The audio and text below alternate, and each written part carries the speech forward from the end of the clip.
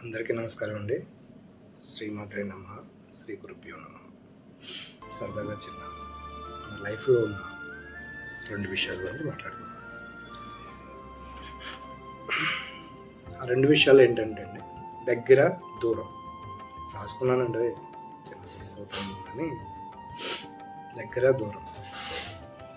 వాటి మధ్యన ఒకరోజు సంభాషణ వచ్చింది. సంభాషణ ఏంటంటే, దగ్గర అన్నదంటే దూరంతో గర్వంగా నవ్వుతూ, చూసావా దూరం, ప్రజలందరూ నన్నే ఇష్టపడతారు. ఏ అలా అంటున్నా? ఈ ఊరు చాలా దగ్గర, ఆ దుకాణం చాలా దగ్గర, ఈ ప్లేస్ ఇంకా దగ్గర అంటూ నన్ను చూసి మురిసిపోతారంట. దగ్గరైన పదాన్ని వినగానే మురిసిపోతారంట. నేను ఉంటేనే వాళ్ళకి శ్రమ తగ్గిపోద్ది, సమయం కూడా ఎక్కువ కలిసి వస్తుందని చెప్తుంది. దగ్గర ఇంత గొప్పగా, ఇంత గర్వంగా చెప్తుంది. నువ్వంటే అందరికీ భయం, దూరం అంటే అందరికీ భయం, ఎప్పుడో అలసిపోతా ఉంటావు అన్నదంట.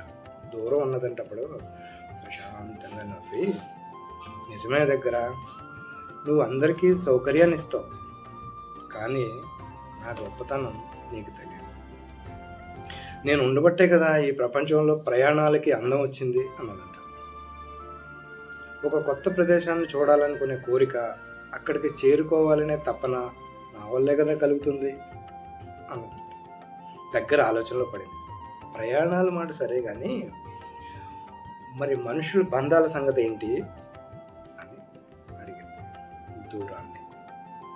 బంధువులు, స్నేహితులు అంతా అలాగే దగ్గరగా ఉండాలనుకుంటారు కదా, నువ్వు వస్తే వాళ్ళ బంధాలు తెగిపోతాయి కదా, ఇష్టమైన వాళ్ళు విడిపోతారు కదా అన్న. దూరం అన్నదంట చిరునవ్వుతో, అక్కడే నువ్వు పొరపాటు పడుతున్నావు దగ్గర.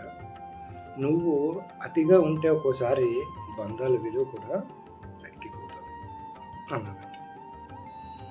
గొడవలు వస్తాయి కూడా, కానీ నేను మధ్యలో వచ్చి ఉన్నప్పుడే కదా ఒకరి మీద ఒకరి ప్రేమ, ఎదుటి వారి విలువ ఏంటో తెలిసేది. ఎడబాటులోనే అసలైన ప్రేమ విలువ తెలుస్తుందని కూడా అంటారు కదా ప్రజలు. నేను ఇచ్చే ఆ యొక్క విరహమే బంధాన్ని మరింత గట్టిగా మారుస్తుందని తెలుసు కదా.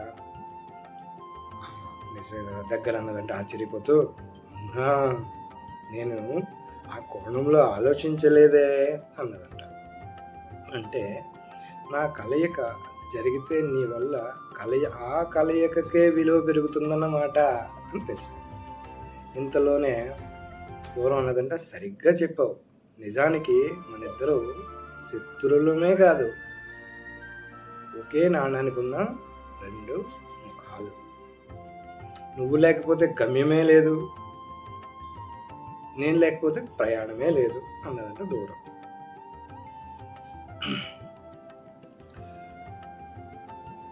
అలాగే మనం ఇద్దరు కూడా ఈ సృష్టిలో